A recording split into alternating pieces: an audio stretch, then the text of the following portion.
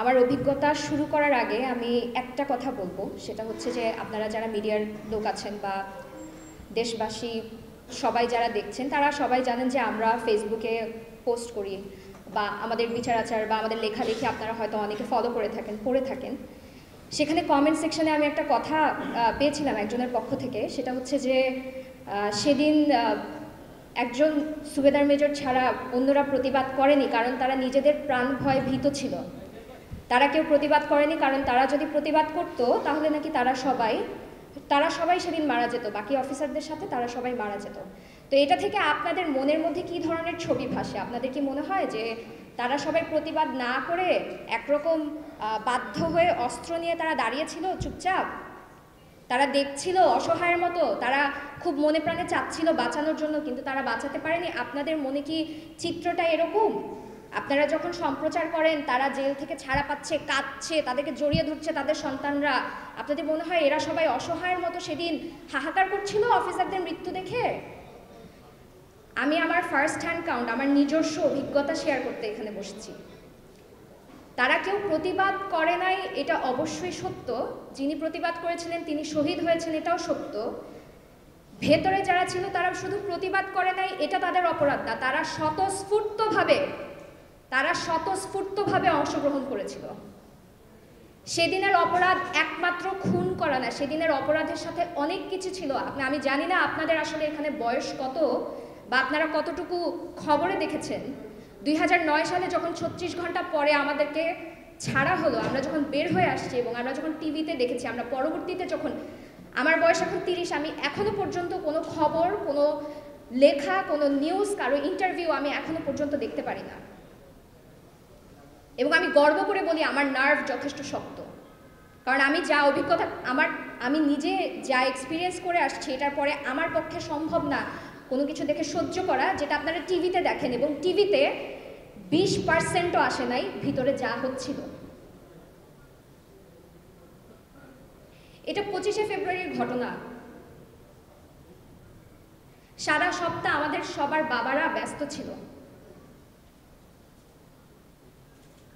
25শে ফেব্রুয়ারির পরে বিডিআর সপ্তাহ শেষ হওয়ার পরে আমার বাবার আমাকে বইমেলায় নিয়ে যাওয়ার কথা ছিল।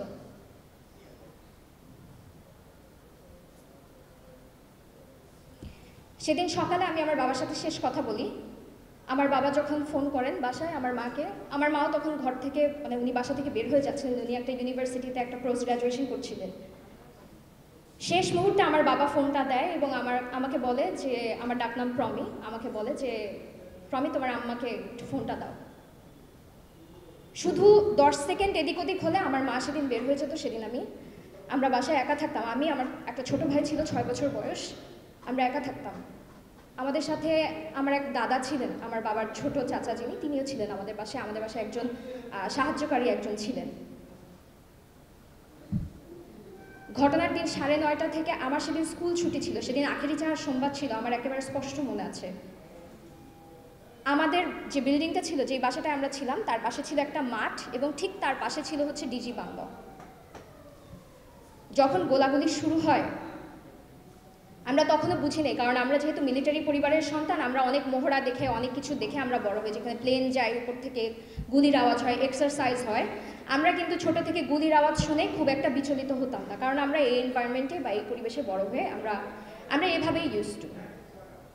সেদিন যে আসলে গুলিটা যে অ্যাকচুয়াল গুলি ছিল এটা আমরা কেউ বুঝতেই পারি নাই, এবং যখন আমরা বুঝতে পেরেছিলাম আমরা তখন ধারণাও করতে পারি নাই যে আমাদের নিজেদের দেশের মানুষ না, শুধু যাদেরকে আমরা ভরসা করি আমাদের সুরক্ষার জন্য, যাদেরকে আমরা ভরসা করি আমাদের প্রোটেকশনের জন্য, তারাই এসে আমাদেরকে অ্যাটাক করছে। তখন একটা কথা খুব বলা হতো, রক্ষক যখন ভক্ষক, আমরা এটা বুঝতে পেরেছি। আপনারা ভাববেন ও আচ্ছা আমার বাবা মারা গেছে, এটা আমার একটা পার্সোনাল ট্র্যাজেডি, আমাদের এটা খুব ব্যক্তিগত একটা কোনো ব্যাপার না, এটার সাথে যে কতখানি বিট্রেয়াল জড়িয়ে আছে এটা আপনারা হয়তো কোনোদিনই অনুধাবন করতে পারবেন না। আমরা যখন বুঝতে পারি যে আসলে গোলাগুলি হচ্ছে, আমার মনে আছে আমার মা আমার বাবাকে ফোন করে চিৎকার করে কাঁদছে আর বলছে যে লুৎফর আমাদেরকে বাঁচাও, আমার ছোট ছোট বাচ্চা, আমি জানি না কোথা থেকে কারা অ্যাটাক করতেছে। আমার বাবা তখনও পর্যন্ত আমার মাকে সান্ত্বনা দিয়ে বলে যাচ্ছে যে কিছু হবে না, তুমি দরজা জানালা আটকায় বসে থাকো, কেউ আসলে দরজা খুলো না। আমরা তখনও জানি না আমরা কতখানি বোকা, আমরা কতখানি বিশ্বাস করতাম সবাইকে। আমাদেরকে যখন দরজা খুলে বের করে নিয়ে যাওয়া হয় বা যখন এসে আমাদের দরজায় ধাক্কানো হয়, এবং তারা তো এসে একটু বের হন, আসেন এভাবে কথা বলে নাই। তারা এসে আমাদেরকে বাসা থেকে টেনে হেঁচড়ে মারতে মারতে নিয়ে যায়। আপনি কি একবারের জন্য চিন্তা করতে পারেন যে কি পরিমাণ বিট্রিয়াল এবং কি পরিমাণ বিশ্বাসঘাতকতা আমরা তখন ফিল করছিলাম? ইনাদেরকে আমরা আঙ্কেল ডাকতাম, ইনাদের দিকে আমরা তাকাতাম। আপনি জানেন যখন ছাত্র জনতার গণ অভ্যুত্থান হলো, আপনারা জানেন যে যারা বিশ্বাস করতো তারা আর্মি ট্যাঙ্কের পাশে গিয়ে দাঁড়াতো প্রোটেকশনের জন্য। আমরা তো তখন বুঝতাম না বিডিআর কি, আর্মি কি।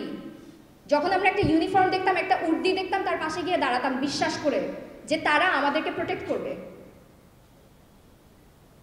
আমাদের বাসা থেকে আমরা এক কাপড়ে বের হয়েছিলাম। আমরা কোনো টাকা পয়সা নিয়ে বের হই নাই, কোনো গয়নাগাটি নিয়ে বের হই নাই। একটা ব্যাগে করে আমার বাবার জন্য একটা লুঙ্গি, একটা গেঞ্জি এবং আমার মা বাবার সারা জীবনের সার্টিফিকেটগুলো নিয়ে আমরা বের হয়েছিলাম। আমার মা পুরাটা সময় তাদেরকে বলছেন যে ভাই, আমার স্বামী, ওনার নাম এটা, উনি আছেন ওখানে, কি হচ্ছে বলেন, কি করবেন, আমরা কি করবো, আমরা কোথায় যাবো, এত গোলাগুলি হচ্ছে। ইভেন একটা গুলি এসে আমাদের 5 তলার বাসার উপরে জানালা ভেদ করে ভিতরে ঢুকে যায়। আপনারা যুদ্ধের সময়কার ঘটনা, আমার মা বাবা খুব ছোট ছিলেন যখন যুদ্ধ হয়, কিন্তু তাদের একটা ইনস্টিংক্ট ছিল। আমি যখন বের হই, আমার 14 বছর বয়স, আমি ছোট একটা মেয়ে, আমার মা সবার আগে যে কাজটা করে সেটা হচ্ছে বিশাল একটা ওড়না দিয়ে আমাকে আপাদমস্তক জড়িয়ে ফেলে বাসা থেকে বের হওয়ার সময়।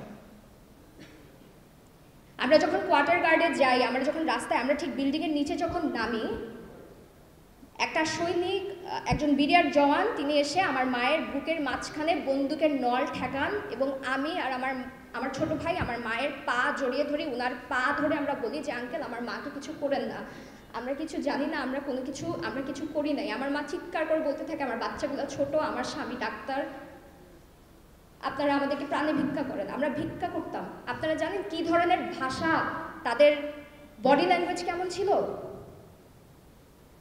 তারা কোনো অপরাধ বোধে ভুগে আমাদের কিছু করার নাই দেখে আমরা এখানে বন্দুক হাতে নিয়ে দাঁড়িয়ে আছি। ইট ওয়াজ নট লাইক দ্যাট। আমাদের শিক্ষা এবং আমাদের আপব্রিঙ্গিংয়ের জন্য আপনাদেরকে আমি ঠিক সেই কথাগুলো উচ্চারণ করে বলতে পারছি না। বলতে পারলে আপনারা হয়তো শুনতে পেতেন কি ধরনের অবর্গীয় গালি থাকে, কত কিছুর বাচ্চা বলে গালি দেওয়া হয়েছে। এই মানুষগুলো কিন্তু আমাদেরকে চেনেও না, আমরাও তাদেরকে চিনি না। উনারা যদি নিরপরাধ ছিলেন সেদিন, উনাদের এত দম্ভ, উনারা সবাই নিরপরাধ, কেউ কিছু করেন, তাহলে সেদিন মুখ ঢেকে আসছিলেন কেন আমাদেরকে মারতে? উনারা সেদিন থেকে প্রচার করতে চান যে আমরা সবাই অপরাধী, আমাদের বাবারা খারাপ, আমাদের বাবারা তো মুখ লুকায় কোথাও পালায় নাই।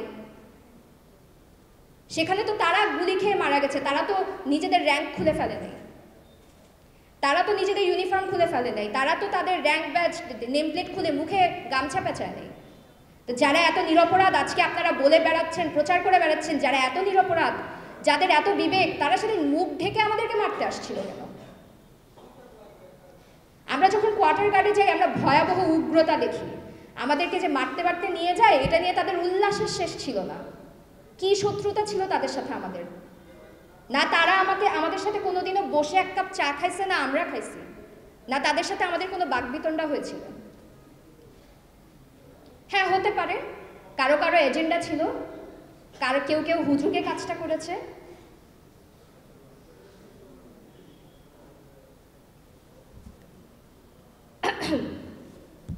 আমাদেরকে যখন কোয়ার্টার গার্ডে নিয়ে যাওয়া হয়, আমাদেরকে একটা রুমে প্রায় 70 থেকে 80 জন মানুষ আমরা ভিতরে ছিলাম। এবং যেহেতু ভিতরে আরও অনেক মানুষ ছিল, আমাদেরকে শুধুমাত্র ধাক্কা দিয়ে ঢোকানোর জন্য আমাকে পর্যন্ত তারা মাথার পিছনে বন্দুকের বাট দিয়ে মারা হয়। আমি পিছনে লাথি খাই, বুটের লাথি খাই। আমার সাথে আমার দাদা যিনি ছিলেন বয়স্ক ব্যক্তি, উনাকে লাথি মারা হয়। আমার মা আপাদমস্তক আবায়া পরা ছিল। আমার মাকে শুধুমাত্র সামনে দেওয়ার জন্য, 2 জন আন্টিকে সামনে দেওয়ার জন্য, আমার বাচ্চা ভাইটাকে সামনে দেওয়ার জন্য আমরা যখন উনাদেরকে সামনে ঠেলে দিই, আমাদেরকে পিছন থেকে রীতিমতো ক্যাটেলের মতো, পোলট্রির মতো আমাদেরকে একটা রুমে ঢোকানো হচ্ছিল। আমি রুমের ভিতরে ঢুকে কি দেখি জানেন? আমি রুমের ভিতরে থেকে এমন মানুষ দেখেছি যারা এভাবে করে দাঁড়িয়েছিল, হাতের এখান থেকে মাংস নাই, রক্ত পড়ছে। এলো পাতারি তারা বেয়নেট দিয়ে খুঁচিয়েছে। আমার পাশে একজন আঙ্কেল ছিলেন, আমি একটু নড়লেই উনি হঠাৎ করে বিরক্ত হয়ে উঠতেন। আমি চিন্তা করতেছি যে আমরা কেউই এখানে দাঁড়াতে পারি না, বসতে পারি না, আমি নড়লে উনি বিরক্ত হচ্ছে কেন। আমি যখন সরে গেলাম তখন আমি দেখলাম যে আমি এক পুল রক্তের মধ্যে বসে আছি। উনি একজন অফিসারও না, উনি কেউ না, উনি একজন অফিসারের বাসায় একজন গেস্ট হিসেবে আসছেন। তাদেরকে আপনারা নিরপরাধ বলছেন?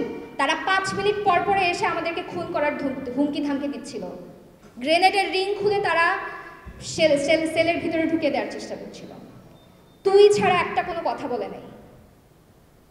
36 ঘন্টা ভিতরে বাচ্চা ছিল, বৃদ্ধ ছিল, অফিসারদের বাবা মারা ছিল, ছোট সন্তান নিউবর্ন বাচ্চা ছিল, কারোর কেউ এক ফোঁটা পানি খেতে পারে নাই।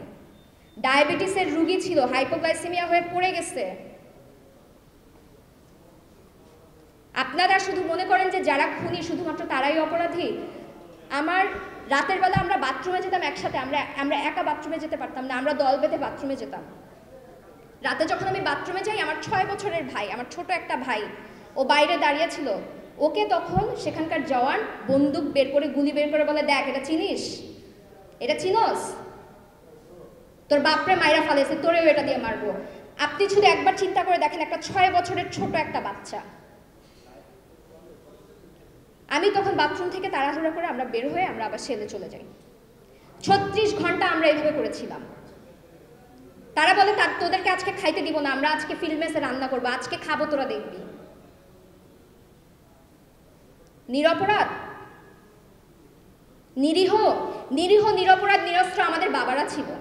ফেব্রুয়ারি 2009 পিলখানায় সংগঠিত হয় পৃথিবীর ইতিহাসের নিষ্ঠুরতম হত্যাযজ্ঞ, ভয়াবহ ম্যাসাকার। সেদিন নির্মমভাবে হত্যা করা হয় কর্তব্যরত নিরস্ত্র নিরপরাধ 57 জন বিডিআর অফিসার তথা সেনা কর্মকর্তাকে। লাশ বিকৃত করা হয়, লাশ পুড়িয়ে দেওয়ার উদ্দেশ্যে ট্রাকে লোড করা হয়, পৈশাচিকভাবে লাশকে ক্ষত বিক্ষত করে গণ মাটি চাপা দেওয়া হয়, ড্রেনে ফেলে দেওয়া হয়, গুম করা হয়, অফিসার পরিবারকে হত্যা এবং নির্যাতন করা হয়। সম্পূর্ণ অন্যায়ভাবে নিরীহ নিরপরাধ নারী ও শিশুদের টেনে হেঁচড়ে চরম নির্যাতনের মাধ্যমে ধরে এনে কোয়ার্টার গার্ডে বন্দী করা হয়। অফিসারদের বাসস্থানে ব্যাপক ভাঙচুর, অগ্নিসংযোগ, চুরি ডাকাতি, ব্যক্তি ও সরকারি সম্পত্তির ব্যাপক ধ্বংসের মাধ্যমে পিলখানাকে ধ্বংসস্তূপে পরিণত করা হয়। বিপদগামী বিডিআর জওয়ান কর্তৃক 25শে ফেব্রুয়ারি সংগঠিত উক্ত অপরাধের চাক্ষুষ সাক্ষী আমরা শহীদ পরিবার, বেঁচে ফেরা অফিসারগণ এবং আপনাদের মিডিয়ার ছবি ও ভিডিও যারা সারা পৃথিবী দেখেছে। সেদিন পিলখানায় প্রায় 5000 বিডিআর সদস্য এবং 4000-এর মতো অস্ত্র মজুদ ছিল। বিডিআর জওয়ানরা আধা ঘন্টার মধ্যে অস্ত্রাগার লুট করে এবং সকল অস্ত্র বের করে নেয় এবং তা সরাসরি কার্নেজে ব্যবহার করে। সেদিন যে শুধুমাত্র পিলখানায় বিদ্রোহ সংঘটিত হয়েছিল ঘটনাটা সেরকম নয়। বিপদগামী বিডিআর সৈনিকরা উস্কানির মাধ্যমে সারা দেশের রাইফেলস ব্যাটালিয়ন এবং ট্রেনিং সেন্টারে বিদ্রোহ সংগঠিত করে। কার্নেজ পরবর্তী তৎকালীন সরকার কর্তৃক গঠিত আনিসুজ্জামান তদন্ত কমিশন, সেনাবাহিনী কর্তৃক গঠিত সেনা তদন্ত, সিআইডি তদন্ত এবং বিডিআর ইউনিটের তদন্তে রাজনৈতিক কারণে পেছনের ষড়যন্ত্রকারীরা বেরিয়ে আসেনি। তবে তাদের তদন্তে বিপদগামী বিডিআর জওয়ানদের সরাসরি অংশগ্রহণে 25 ও 26 ফেব্রুয়ারি ম্যাসাকার সংগঠিত হওয়ার বিষয়টি সন্দেহাতীতভাবে প্রমাণিত হয়। পর্যাপ্ত প্রমাণ ও শহীদ এবং বেঁচে ফেরা অফিসারদের পরিবার সাক্ষীর ভিত্তিতে সিভিল কোর্ট ও বিডিআর কোর্টে বিপদগামী জওয়ানদের দোষী সাব্যস্ত করে সাজা প্রদান করা হয়। সিভিল আদালতে হত্যা ও অস্ত্র গোলাবারুদের মামলা পরিচালনা করা হয়। যথাযথ বিধি অনুসরণে এবং অত্যন্ত স্বচ্ছতার সাথে বিডিআর অর্ডিন্যান্সের আওতায় বিডিআর কোর্টে বিদ্রোহের মামলায় জওয়ানদের বিভিন্ন মেয়াদে সাজা দেওয়া হয়। বিডিআর আর কোর্টের সাজা নিয়ে প্রশ্ন করা মানে দেশপ্রেমিক সেনাবাহিনীর অফিসারদের তথা সেনাবাহিনীকে প্রশ্নবিদ্ধ করা। অতএব অভিযুক্ত ও সাজাপ্রাপ্ত বিপদগামী জওয়ানদের নিরপরাধ বলার কোনো সুযোগ নেই এবং যারা সাজা পেয়েছেন তাদের মুক্তির দাবি করা সম্পূর্ণ অযৌক্তিক। তাই আমাদের একান্ত দাবি সাজাপ্রাপ্ত অপরাধীদের প্রাপ্য সাজা অবিলম্বে কার্যকরের মাধ্যমে ন্যায় বিচার প্রতিষ্ঠা করত বাহিনীটিকে কলঙ্ক মুক্ত করা হোক। সঠিক বিচার না হলে ভবিষ্যতে একই ঘটনার পুনরাবৃত্তি হওয়াটাই অস্বাভাবিক নয়। 5 আগস্ট পরবর্তী নিয়োগপ্রাপ্ত আইনজীবীগণ বিডিআর মামলায় সম্পূর্ণ নতুন। এত বড় ঘটনার বিস্তারিত জানার জন্য তাদের পর্যাপ্ত সময় প্রয়োজন। বর্তমানে চলমান মামলা পরিচালনার জন্য সরকার কর্তৃক প্রয়োজনীয় সংখ্যক অভিজ্ঞতা সম্পন্ন আইনজীবী নিয়োগের মাধ্যমে যথাযথ আইনি লড়াই চালু রাখা এবং এর মাধ্যমে প্রকৃত দোষীদের যথাযথ শাস্তি প্রদানে কার্যকরী ব্যবস্থা গ্রহণ করার জন্য শহীদ পরিবারের পক্ষ থেকে আমরা একান্তই অনুরোধ জানাচ্ছি। অত্যন্ত পরিতাপের বিষয় এই যে বিডিআর কারণে যে অভিযুক্ত বা সাজাপ্রাপ্ত সৈনিক এবং তাদের পরিবাররা গত 15 বছর কোনো দাবি নিয়ে আমরা তাদেরকে মাঠে আসতে দেখিনি, কিন্তু আজ তারা সম্পূর্ণ অযৌক্তিক দাবি নিয়ে বিপথগামী সৈনিকদের নিরপরাধ দাবির আন্দোলনের মাধ্যমে জাতিকে বিভ্রান্ত করছে এবং বিচারহীনতার সংস্কৃতি চালু করার অপচেষ্টা করছে বলে আমরা মনে করছি। তাদের এই দাবির মাধ্যমে জাতির দৃষ্টি ভিন্ন খাতে প্রবাহিত করে প্রকৃত খুনিদের আড়ালের মাধ্যমে বর্তমানের ছাত্র জনতার সরকারকে প্রশ্নবিদ্ধ করার অপচেষ্টা চলছে। এটা সেনা অফিসার এবং সেনাবাহিনীর ভাবমূর্তি নষ্ট করার একটি অপপ্রয়াস। এই খুনিদের যথাযথ বিচার না হলে একই ঘটনার পুনরাবৃত্তি হবে, আমরা আবারও বলছি, যা মোটেই আমাদের কারোর জন্যই কাম্য হতে পারে না। বিডিআর ম্যাসাকারের পেছনে দেশি ও বিদেশি ষড়যন্ত্র জড়িত আছে বলে জাতি বিশ্বাস করে, যা বর্তমান সরকার কর্তৃক গঠিত তদন্ত কমিশনের অধিকতর তদন্তে বেরিয়ে আসবে, এটাই আমাদের প্রত্যাশা। বিডিআর ম্যাসাকারের পেছনে পরিকল্পনাকারী, মদতদাতা, সহায়তাকারীদের চিহ্নিত করে স্পেশাল ট্রাইব্যুনালের মাধ্যমে বর্তমান অন্তর্বর্তীকালীন সরকারের মাধ্যমেই দ্রুত বিচার সম্পন্ন করার জোর দাবি জানাচ্ছি। প্রয়োজনে বিদেশে অবস্থানরত দোষী ব্যক্তিদের দেশে এনে বিচার সম্পন্ন করতে হবে। সবশেষে বলতে চাই, পৃথিবীর ইতিহাসে একদিনে 57 জন সেনা অফিসার হত্যার নজির নেই। তাই 25শে ফেব্রুয়ারি জাতীয় শহীদ সেনা দিবস ঘোষণার জন্য শহীদ পরিবারের পক্ষ থেকে বর্তমান সরকারের কাছে আমরা দাবি জানিয়ে যাচ্ছি।